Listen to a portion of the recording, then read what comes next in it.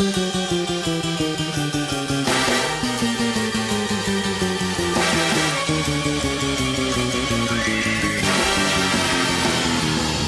am Jools Holland. And I am Jim Moir. Join us for Jools and Jim's Joyride. Joyride. Yes, Joyride.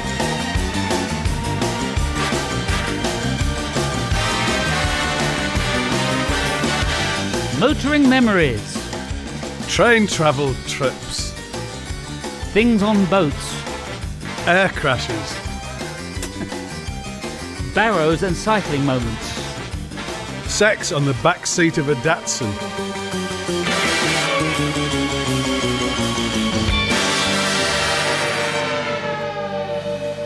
Good day. Well, we're here today with a household name like Super Grip or Sanalav or Baxter's Cockaliki Soup. Cockaliki. He's responsible for making literally hundreds of people smile. Yes. My comedy partner, it's Bob Mortimer. Oh, marvellous. No, then, Jim. It's only me applauding, but... Yeah. Well, it's The nice to have Sanilax, do you mean the... Sanalav. Sanilab, the pump system. I think it is, yeah. Yeah, I know the one. Yeah, got to be very careful what you put down now, Jools. Yeah, I am. I think it's great. It's great. That sort of household name is good. Very good. Maybe we could get them to sponsor our podcast. What, Sanalav? Yeah. Or Baxter's Cockaliki Soup? I think Baxter's Cockaliki Soup would be good. They do a good sausage as well, I believe. What, Baxter's? In a tin? I think so. I think they're noted for it. I always found Baxter soup, but you know, it had a bit slight premium price on it. Yeah, I assumed I would have to have a tablecloth if I was having Baxter's soup. And a soup spoon, rather than just straight out the can cold, which you'd have with the Heinz. Yeah, but I didn't think it. Well, I didn't think it merited it. I didn't think much of it. What? Found it quite a watery. What, which soup? Baxter soup, I found them quite watery. Really? Yeah, I thought, I'm But sorry. they're the prime soups. Well, I think What, but you prefer Heinz? I much prefer A lot of people do. the Heinz chicken and tomato axis is superb. The Harrods do their own brand soup, do you think? No, they probably relabel Baxter's because it seems to have. Their watery soup. Harrods watery soup. The prime target of this conversation is about travelling and cars. So would you take a flask with soup? A thermos, yeah. Would you have a thermos? Last week I did, and it was the Heinz. It was the No, it wasn't. I did the Heinz vegetable and the Heinz tomato on the banks of the River Tees. Silver flask, quite a stubby one. Flask. Did you have it in the car while you were driving? Yes, I did in a fishing bag. No, but lovely. did you drink it in the car? No, I drank it on the riverbank. That's bad of me, innit? Yeah, it's nice to have a flask with a hot. It was a tartan flask. Was a very popular flask. Wasn't Yes, it? with an unscrewable cap to it with the plastic cup. That's the fella, yeah. And so when you have whatever, and it very cleverly manipulates the taste of whatever you're having in there into sort of a mix between tea and coffee, even if it's soup. Presumably. Yes. So you were very lucky to have that in there. I mean, marvellous that your fishing programme. I mean, what a lovely programme that must be. But of course, we're talking about transport in the form of motoring, and we'll get on to some of your early journeys later on. But I mean, in fishing, you have to have all the right equipment, which is my favourite bit about it, the basket and all the stuff. And the right sort of car. What's the best car for going fishing in? I've noticed most of the proper fisher people have that. Well, a lot of them have. You know that Subaru Forester one? Yes, it's a good name, the Forester. And they keep it pretty mucky, but it's obviously a workhorse. That car. You see a lot of them with the bailiffs and the gamekeeper type characters. Yes. But you see an awful lot of Range Rovers. And you go around in a saloon car. I go around in my saloon. Do you ever get trapped on muddy ground? Yeah, often. Do you know Ashness, Jim? Yeah. You know that road up to Ashness? Yes.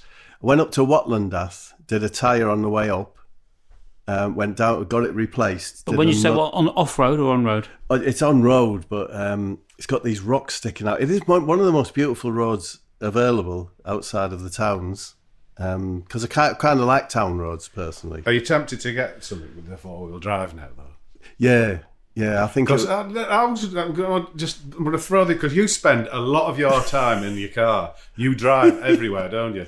Everywhere, yeah. Absolutely everywhere. And I remember finding you once in a car park asleep in the back seat. It's And true. that's always used to have a pillow in your back seat. And do you still do that? Still kip in the back seat? Do you know, since me heart up, I don't do it. I reflect back on those days, and one of my afternoon terrible malaise was partly to do with me heart. But I had a place, the best place for a kip that I found, quite hard to find somewhere, Jim. I mean, I found that car park near you, and you come along. I was going for a power walk, and I thought I recognise that car, and I looked at the back, and Bob's in there fast asleep. Oh, lovely. With Quite his, opposite. I believe, with your thumb in your mouth. Well, do you change into pajamas when you do this, or are you in your civilian clothes? I take my shoes off, Jim. Oh yeah, I take my shoes off. Yeah, blanket. No. Oh yes, I had a duvet in there. For the winter months. Tartan duvet. No, Or just... big old soppy white one. Oh, lovely. You know that had got a bit stale. It wasn't suitable for home use anymore. You know. But I found a place at the near the Cineworld in Tunbridge Wells, which was perfection. They overdid it when they did the car park there. So there's a whole 1/3 of the car park that's available So for you just kipping. go to a far end of a car park. Yeah, never kept. What are the regs as far as that's concerned? I mean, sleeping in a car park. I think you can get 2 hours. I never did more than that. But did you say what are the regulations? Yes. So, what is it illegal to sleep more than 2 hours in your car? in private car parks, they'll put whatever they want up. Yeah, 2 hours, 6 hours. In your own garage, you could go and sleep as long as you want in your vehicle. But if it's a public car park, I think you're limited to 2 hours, aren't you? Roland Riveron used to live in his car, didn't he? Well, he used to live in anybody's car. It wasn't just his. But it's a place of great comfort, a car for me. You know, like say you've had to walk out of the house because of a dispute, go and sit in the car. And do you remember as a kid sitting in the car listening to the rain, hitting the tin roofs? I used to sit in the car and pretend to drive on journeys. Yeah, exactly. Hold the wheel and just pretend and imagine I would imagine the whole journey out in front of me, changing gear and everything. Yeah. And then my uncle would come and say, "You just ruined my gearbox" or whatever it is by clunking it backwards and forth. I Instead used of all to of do it that. when I was a kid. I remember having it was the top of a Quality Street tin, and you'd pretend that was the steering wheel. And then my dad got jealous and actually used it instead of his steering wheel. But he sellotape nailed it on. Yeah, he MacGyvered the shit out of it. But going back to sleeping in a vehicle, of course, the other advantage you have is there'll have been more money spent on the research and development of the seat in your motor vehicle than probably your armchair at home. Yeah. So you've picked the right thing. But are you sleeping? Just going back to the sleeping in the car, are you sleeping upright in like you would in or are you lounging on the back seat? Because that's quite confined, isn't it? Unless you've got a very wide vehicle. I open up the sunroof. Yes. And stand and lie, put the pillow on the roof. Put your legs out the sunroof. No, I was always a back seat sleeper. Yeah. Always a back seat sleeper. But you don't do it anymore. I don't do it anymore because Is your boot still a trash mount? absolute disgrace, Jim. Yeah, and it's like I like car meats, Jules. You know, like that. You're talking sausage roll, Scotch egg. You know that area. Pocket meat, car meat. Oh yeah, nice. Yeah. Yeah. And like what I tend to get a build at what because I'm not meant to eat saturated fats. I get a Scotch egg. Yes. I take half the sausage meat off. Yeah. And throw that into the passenger seat. Is it called the air well? Footwell. Footwell. Yes. Where they keep the air. Yes, exactly. Keep the air and discarded bits of Scotch egg. You have to lean down. Yes. Yeah, it would be quite foul air down in your air well, wouldn't it? And then I get a build up of like half Scotch egg exterior, surface. I get a lot of bad smells in my car because of food. The worst smell I've ever had in a car was when I was in Iceland and I bought some dried fish and left it on the back seat overnight. And when I got in the next day, it was unbearable. I couldn't actually get in. That's the end of that story. No, but I like to eat in the car. I'm pretty good at it. Pretty good at it. I know not whilst it's in motion. You stop the vehicle. Do you have picnic tables? I have them in the back. Yeah. I never use them, but when I bought the car, I thought that is sweet. What a sweet extra. Yeah. Picnic. Never use them. Is it legal to eat a sandwich while you're driving? If you're, I don't think. I think you have to be the passenger because it's not illegal. It's illegal to speak on the phone, but you're allowed to speak to a passenger, which I think, and sometimes I think that should be illegal because there's a lot of people I don't want to talk to in the car. But can you eat a sandwich? If you're driving, I don't think you can. I think so you have to stop between each bite. I think if a policeman passes you and and is of the opinion that you're not concentrating whilst you're eating your crisps, Yeah, I think they can pull you over. Crisps is different. I think crisps you could have, but I think they draw the line at sandwich, because with a sandwich, of course, you'd have the wicker basket and plates on your lap, which might interfere with your view, and you're operating the controls of a vehicle. I suppose with the crisp pack, we're all quite adept at putting them between our legs and just doing them without looking. But you've got to look at a ham sandwich before you bite into it, haven't you? Well, I don't know. I'm pretty good at not looking at sandwiches when I'm eating.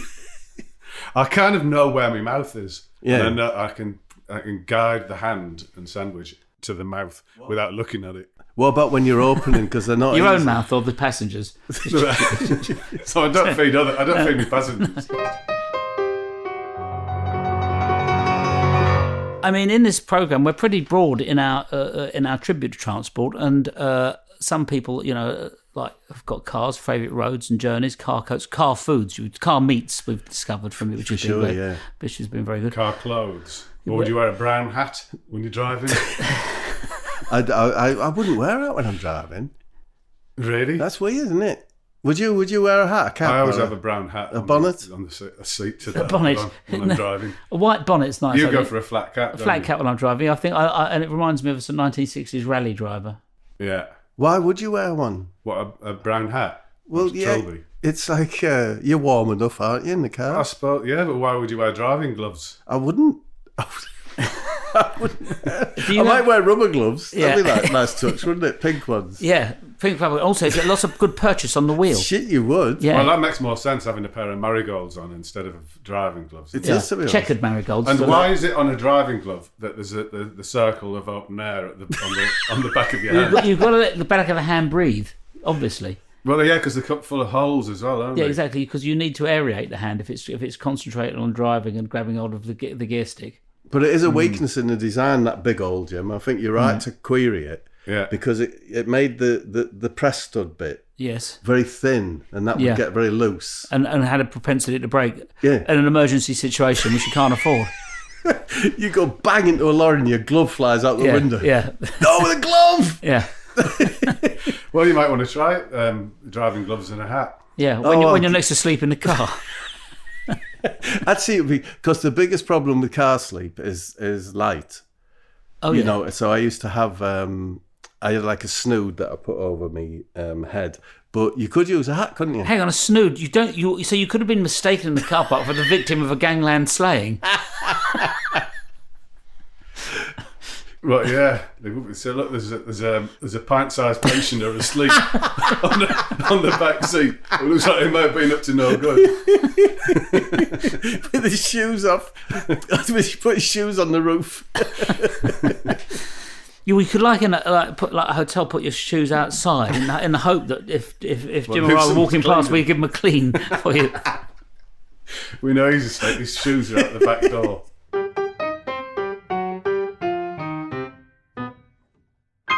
How about any other methods of transport? Because, as I say, we're pretty broad-minded. Some people like shipping and boats, and others are aeroplanes, ballooning. There's a lot of different methods of transport. I mean, in the fishing programme, you don't really get into boats so much, do you? We go out on lakes and the seas, on the sea in little fishing boats, but I get terrible seasickness, so they're my least favourite days. I saw a ship going into Teesport the other day, and to pass the time, I did what I would imagine a spotter would do, because you can watch its route, where it's come from. Yes, the ship and its finder. Cargo and exactly. where it's registered and that. But by the time after I'd got that information, I felt quite empty. I didn't think it had taken me anywhere. Really, Yeah. So you've got that app, haven't you, where you can see what's on a ship?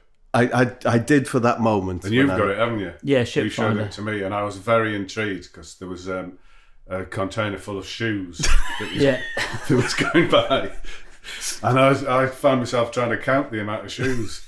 Yeah, and it's billions. But I think Bob's got a point. If it's a bit like it's a bit like spying on your neighbours. You just feel a bit empty by the end of it. Well, maybe I won't bother with that app then. Yeah. I used to have a ship. Did you come on my ship I once? did, yeah, and you had a skipper's hat, and it had a lovely circular seating arrangement down below. Yeah, well, I used to, because it was moored on the Medway, and I used to try and get people to come and sail with me, but everyone was quite terrified of leaving the dock. Yeah. And treat it pretty much like a floating pub.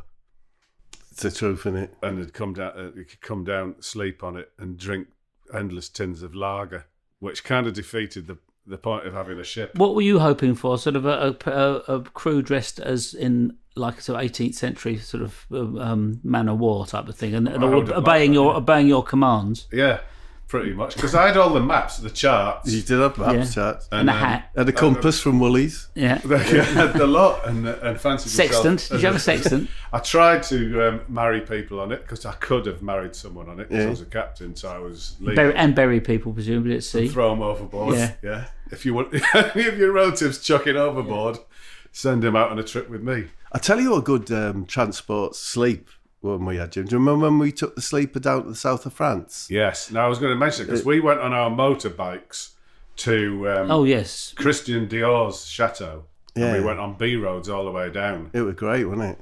And then took a train back. And we were in like a sleeper. There was just us two in a sleeper thing. And I don't know why it was, Jim, but do you remember we decided to get drunk? It would be the way. But they would only give us one, the French lager bottles are tiny. You know the little, you had to order one, you could only order one at a time. Oh.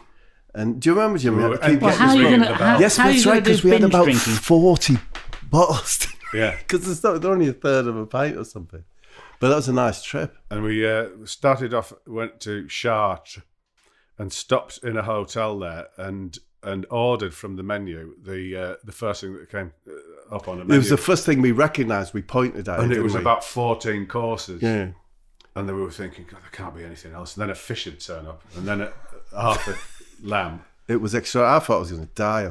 What was Jools is like? It was a very French place, the menu, and we spotted a dish that we recognised. I don't say it said beurre, so we said that. Yeah, we pointed that. Yeah. But we were pointing at the menu gastronomique. Oh yes, and with accompanying wine, sir. Oh, we had pudding. Yeah. Well, the wine was the wine list was like a Bible. It was very thick, and I said, "Well, what's local?" And they said, "This one here," and it was a pudding wine, which was so sweet, no one could drink that. Yeah, we did. Yeah, just like the beer on the train, lots of it. And then the next night, we stopped at Lyon and had a hot dog. Is that what we had? Hot dog? Yeah, because we couldn't find anywhere decent to go and eat, so we ended up, and we did actually go on a huge diversion to go to Aix-en-Provence, which was very nice because there was a very good seafood restaurant there, and they wouldn't allow us in because we were bikers. That's so right, we were wearing leathers and had helmets, so they wouldn't let us in. Well, there's a sad note, but the point is that we were in the Gentlemen's Motorcycle Club. Yeah, we formed a club called the Gentlemen's Motorcycle Club. But what's fantastic about this particular trip is I think it's the only time anybody went anywhere, because I think we once went to the pub. Yeah, and maybe you once went and got us fish and chips and came back here with them. Yeah, I definitely remember we went to the pub by the Thames. That's right. Yeah. That was a big event, and we'd made a note of that. Yeah, dressed up nice. Yes, properly, leathers and everything. Yeah. But do you remember any of the rules? Well, it's annoying because I've so annoyingly had the book. I might bring it in, and even on a week you're not here, just read them out, because there's some superb rules. I can remember two. Yes, because it was based on the Hells Angels trials, if you like, which was, I think, bite the head off a chicken, but we had each member must present the other member with his roast chicken dinner. Yes, exactly. Yeah, it was much more gentlemanly. Yeah, and also when you pass the lady, you have to take your helmet off. Yeah, exactly. And I think our motto was care, courtesy, and concentration. That is correct. Yeah, it was. Yeah, the 3 C's of motoring. And you're right, we didn't actually do anything. Well, no. but we had rules. We had a trip. I think that's it, isn't it? Yeah, and lots of people wanted to join, but we wouldn't let them. Wouldn't let anyone. There's no gentleman left, is there? No, exactly. And you used to. What was it? You had a Velocet, didn't you? An old Velocet Venom, lovely. Yeah. Yeah. Have you still got it? I haven't actually. No, I loved it, but I just wasn't really using it. Do you still motorcycle, Bob? I don't know. You don't bought motorcycle, do you? I do, yeah, but hardly. What I do is I keep them in the garage with flat tyres. Yeah. So I don't really. When you you had an aerial leader. Yes. Have you still got that? No, that's gone. What a great name, an aerial leader. I liked it. It was like a little ice cream van. Yeah. As a motorcycle. And you know, in the Leather Boys, they all decided to have a trip up to Edinburgh and back in a race. A race to yeah. Edinburgh and back. And I think Johnny Briggs had an aerial leader. And everyone who saw that film said, that's not going to get that. Won't even get to the North Circular. Yeah, exactly. But of course, in that film, The Leather Boys, I met dear Rita Tushingham. She came to the studio to do a radio program, and she told me, this isn't particularly sort of hilariously funny, but an interesting little aside for anybody who's seen The Leather Boys, which is a British motorcycling film with the mods and the rockers and that, or the rockers, that when they first got it, there was an American director who'd written it, and they had the script, and it was all things like, hey, Daddy-O, I'll race you up the bypass past the Busy Bee Caff, and then we'll get... she said the language was nothing like the language that was going to be used by the youth living around the North Circular at London at the time. And they turned around to me and said, well, this isn't the sort of thing. He said, well, what would you say? So they sort of made a bit up. So he said, right, from then on, you're going to do that. You're just going to improvise the whole film. I'll just give you like a Mike Leigh play. I'll just give you the settings, and so that whole film is improvised. Hard to believe now. And it's a gay classic as well. Is it worth watching? I think I have great. seen I it. love it. It's one of my favourite films. All right. There's a lot that's wrong with it, but there's more that's very right. And of course, it has that thing where it's nice to look at. Even if the script's rubbish, it doesn't matter because it's nice to look at, isn't it? It's nice motorbikes and cafes and things. Yeah. We went on a doomed motorcycle trip in California in '92 when we got there, hired a couple of... What did we get? We didn't want to get... we were kind of anti-Harley. Yeah. So we got something that looked like Harleys but weren't. Kawasaki's or something. And it started. We did go for a ride around. We went to a science park. Did we? Yeah. And then you absolutely... I'd been reading a book about the Bloods and the Crips and the gangs in Los Angeles, and we made a mistake. We did a wrong turn and ended up in the middle of Compton. I do remember that, actually. And yeah. a big van turned up next to us at the lights, and a fella pointed a gun at us through the window and said, "Get out of here!" And we're just waiting for the lights to change, and we're off. Already revealing your credentials as law-abiding citizens because you were waiting for the lights. Yeah, and you were very casual about the whole thing because I'd read this book and I was terrified. But we didn't actually go anywhere because it started raining. It was the floods of '92. Yeah. And we stayed in a house in Laurel Canyon for 3 weeks with our motorcycles parked outside. outside. We were going to cross the west to east coast on our motorcycles. When we returned them to the higher place, I think we'd done 19 miles on them. I think we had. Yeah. We went to a science park. Did we see a very old fish? Does that ring about a coelacanth or something? Oh, probably. Maybe? Sounds about right. I know that I've got very keen memories of that science park because I had a chili dog which went right through me, and I immediately hurtled towards the toilets, and they didn't have any doors on them. Yeah. So I had to sit there in anguish. With people looking at you. With everyone having a look. Sweating. I once went to it was in a Squeeze. We're playing in a club in Texas in like 19 sort of, I don't know, when we were first out touring. 1906. 1903, yeah. And I think it was called Kane's Ballroom, and it had been a famous, I'm sure, was it in Texas or was it in Tucson? I'm trying to remember. Anyway, it was right out in the sort of middle of nowhere, and they had lots of sort of dances in the 1940s. But the gentleman's lavatory area where you went in for the club, I don't think there was one in the dressing room, so you had to go to the one in the club. There was all of the urinals lined up like there would be, and then where you'd like have all the cubicles with the how would we describe them, the sit-upon areas for the gentlemen. Yeah. They had all of the sit-upon areas, but no cubicles and no walls. So there would just be a bloke sort of sitting there, having a big crap. Hi, right there, just having very odd. I thought. No, I'm not sure I agree with that. I didn't really agree with it. I didn't like to voice any criticism in case I was thought of as an English ninny.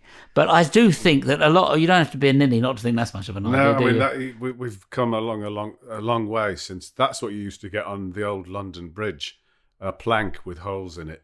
And sit on it. What, in the medieval period? Yeah, exactly. So we've moved on, haven't we? Yeah. We've moved on. We can afford cubicles in our lives yes. now.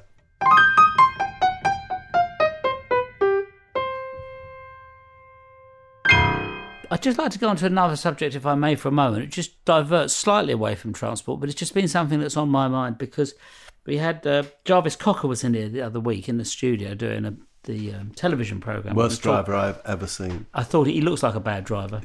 Outrageous. I followed him once near where on through the streets. In his Hillman Imp.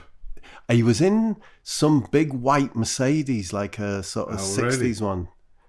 Whoa, he was bad. Well, give us some examples of his fragrant technique. He was just Mr. Wavy. He's just off the road all the time, back on. You know when you think someone's drunk? Yeah. He wasn't drunk, and that's how he drove. Yeah, I've been in a car. He puts his foot on the accelerator and then lets it off, so it goes fast, slow, fast. So you're sort of constantly bumping your head on the windscreen and then back and then. Yeah. Well, yeah, and laughing your head off at his techniques. He doesn't look like a driver, though, does he? No. You're right. No, he's just not got. He's like, you look at Lewis Hamilton, yes, driver. Yeah. Then you look at Jarvis Cocker, you think, no, he's marvellous at loads of things, but you course, can't be good at everything. Look at us. When I was sitting there, I was just thinking about this, and I didn't want to talk to him about it because I know he's sort of a bit sick of it.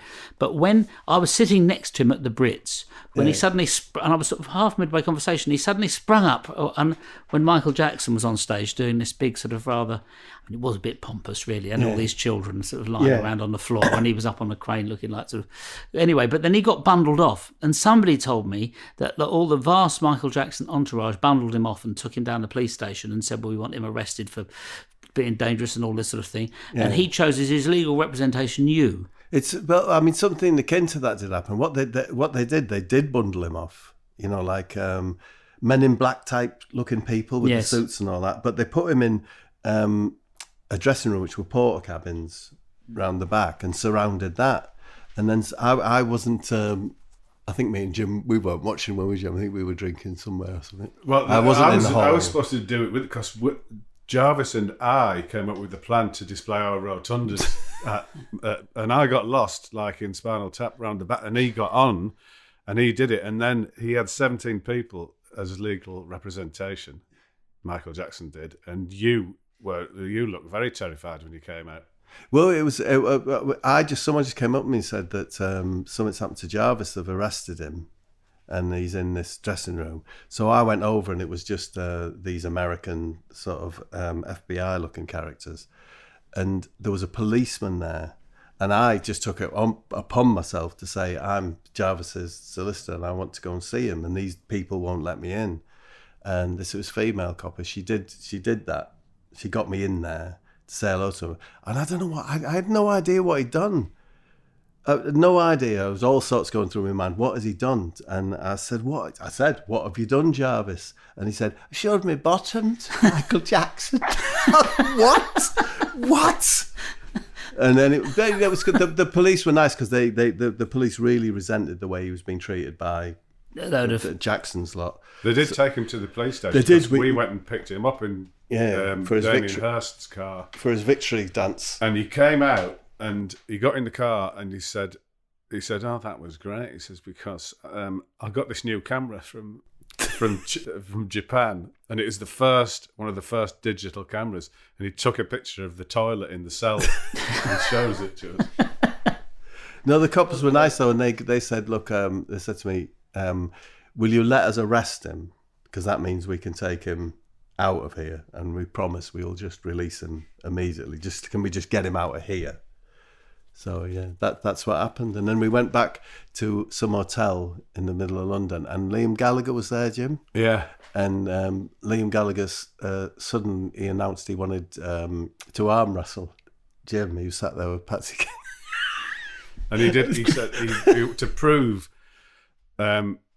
He says, "Yeah, you got it laid on a plate." Yeah, he says, "I'm working class. I come from right down there."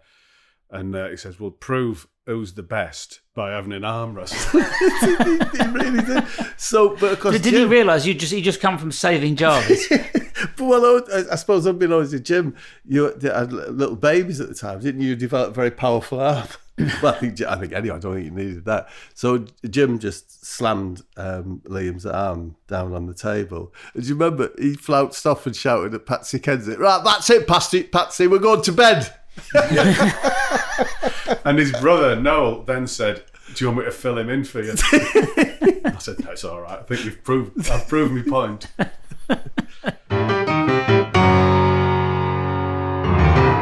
Thank you so much for joining us this week. I'd like to thank our sponsors.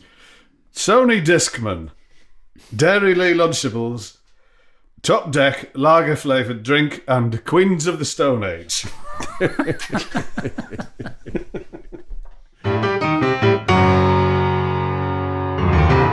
I think probably finally, I'm going to ask you this. You worked on the bins. Now that's a form of transport. It is a form, yeah. Refuse collection vehicles. Yeah. That's very collectible. And I loved those days, yeah. And there was... How long did you do it for? It was when you left school, wasn't it? I did it as a summer holiday, as a summer job. And then when I went back to Middlesbrough after university, I got in again and I think I stayed in it for maybe not quite a year, like 10 months, something like that. But I loved it. It was job and finish, which you don't get anymore. How do you mean? Job and finish, it's like, say we had, I don't know, I can't remember, it was 1,000 bins to empty. If you can empty them by 10 in the morning, that's it. Go home. Very good. It was a great incentive, and... Get it done. I don't think we ever finished after about midday. Did you have a donkey jacket? We were given a donkey jacket, yeah. But in those days, the bins were the metal bins, not aluminium. They were coming in, but I don't know what they were made of. There was this very dull metal, and the bottom would rust so that they leaked. And the idea of the donkey jacket was put the bin on your shoulder. They had the shoulder bit there. That was to protect you from the bin juice. Yes, coming out. So it's kind of getting the inside of the bin juice. Didn't know about bin juice. Very nice. Yeah. I'd like to launch a perfume called bin juice. But they were kind of like a felt material, and the bin juice didn't behave and just stick to this bit, this sort of like plasticky faux leather bit, and then. The donkey jacket would 2 days in, the donkey jacket was unusable because of the stench. Yes. Well, certainly in the summer, but. And I mean, speaking I had a friend who was a dustman, but I never really. What I always really wanted to ask him was, what do we do, as Jim and I do? And because the dustmen come round, and you want to show your appreciation. You want to be one of the people that the dustmen go away and they go, "Where we like them, they're a nice bloke." Well, what do you do to? But we wouldn't know that. What do you do to do the right thing? What would we be doing to do the wrong thing? I mean, bins have changed a bit now because they don't pour them in; they mechanically go up, don't they? But, The main thing was it was an absolute joy whenever you can get bin powder to make your bin smell fragrant. Oh, you can, and a lot of. Are we talking about in the olden days? I mean, yes, I'm going right back, and especially. You mean talcum powder? Yeah, kind of bin talc. Yeah, and you really appreciated it. At least not another stinking bin. So you'd appreciate it when there was, this is a nice talky one. Yeah, and I mean the main. These must be nice people. They've talked the bin. Do you leave a gift out at Christmas for the bin men? No, I don't, and I have done, but I haven't recently. I feel really bad about it. I think it's one of the best gifts you can give. It is, Jools. I mean, it's a terrific gift. Yes, I do. How much do you leave them? 20,000. You can guarantee good service from that. Then. I'll leave them 20 quid. So the six on a crew, you can see the smile because I look around the corner. I can see the smile on the faces, and then I often wonder what happens after that. Do they pocket it? You spread it. The Christmas was a big share out on the. It would be unthinkable, presumably, for one person to trouser that if they got a tip. I think Archie, the driver, maybe did take a little bit more because he was boss. He was boss. He was a good one. He was like grey, silvery hair with the quiff. Oh yeah, that. Nice. But then the baldness. Yeah, it's a beautiful look. It works from the front, but no other angle. Oh, lovely with jowls. Yeah, and he had beautiful like French blue cotton, well worn in. Not the boiler suit, the jacket and the trousers. Big brown hobnail boots. He looked the business. Yellow hand from smoke. Smoker's finger. Lovely. Yeah. Oh, lovely. What did he smoke? I think he was Rollies. Yeah. It's a good look though, the bin man. And what about the little skull cap, little black hat? I don't know if I had one of them. Dirty jeans, hobnail boots, donkey jacket. Yeah. Now you're talking, really. Yeah. Do you remember that our friend Josh, who was in Procol Harum? Oh, yeah. And he told us this. He said, my old man's a dustman. You can apply those lyrics to Is it Nights in White Satin? Nights in White Satin.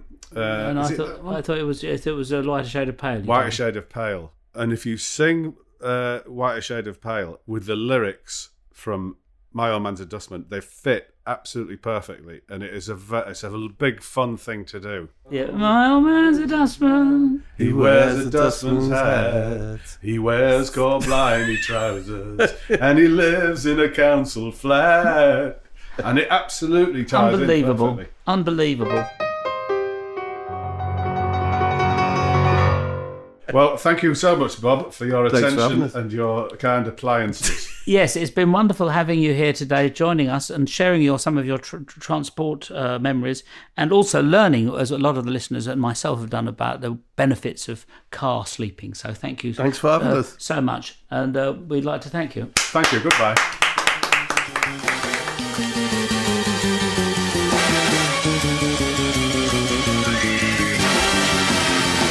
Well, there goes Bob Mortimer. What a marvellous fellow! On his way back, he was riding on a horse and cart. And do you think he'll be having a sleep in his car on the way back? I would imagine he'll stop off on a couple of occasions into a lay-by, sort of around the Crawley area. You'll probably find him. Well, he's got a thermos, because you want to hit the thermos in within the optimum time range. You've only got a certain amount of time, then the thermos goes off, doesn't it? Exactly.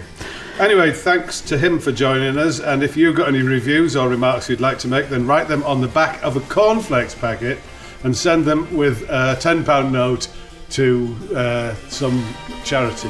Thank you.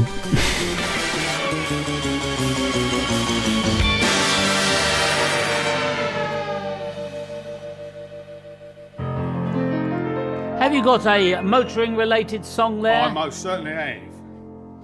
My old man says follow the vein and don't dilly-dally on the way.